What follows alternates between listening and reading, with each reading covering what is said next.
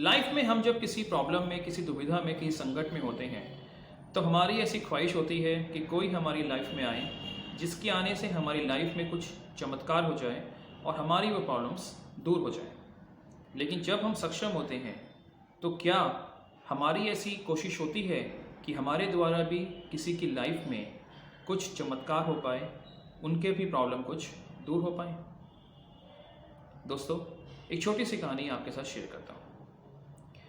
एक कंपनी में दीपावली पर लॉटरी निकालने की प्रथा थी और विजेता को उस लॉटरी का सारा पैसा दिया जाता था। नियम कुछ इस प्रकार थे कि हर एम्प्लॉय अपनी तरफ से 100 रुपये उस लॉटरी के लिए दिया करता था और जो भी पैसा इकट्ठा होता था, उस कंपनी में कोई 300 एम्प्लॉय थे तो यानी कि 30,000 रुपये उस विजेता को दिया जाता था जिसका नाम लॉटरी के बॉक्स में से निकलता था। दीपावली का दिन था। एक एम्प्लॉय बड़ा परेशान था क्योंकि उसको पता था कि उस कंपनी की जो सफाई कर्मचारी हैं, महिला, उनके बेटे की तबीयत खराब है और उसका ऑपरेशन होने वाला है और वह ये दिल से चाहता था कि ये लॉटरी का पैसा 30,000 रुपये उस महिला को मिल जाए।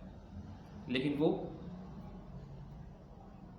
कैसे करे, उसे यह समझ नहीं आ रहा था। उसके पास एक ही उपाय था कि उस लॉटरी की पर्ची के ऊपर अपनी जगह उस महिला का नाम लिख दे। चांसेस बहुत कम थे लेकिन उसने ऐसा ही करा। उसने अपनी जगह उस महिला का नाम लिखा और लॉटरी के बॉक्स में वो पर्ची डाल दी और बॉस का वेट करने लगा। कुछ देर बाद बॉस आए, उन्होंने वो बॉक्स हिलाया और एक पर्ची निकाली। वो लड़का, वो एम्प्लॉय भगवान से प्रे कर रहा था और चाह रहा था कि वो पर्ची उस महिला की ही निकल जाए। और दोस्तों, हुआ भी कुछ ऐसा ही। जब बॉस ने नाम बोला तो वो नाम उस महिला का ही था। वो महिला बड़ी खुश हुई, उसने सबको शुक्रिया अदा करा और कहा कि मेरे बेटे का इलाज अब हो सकता है।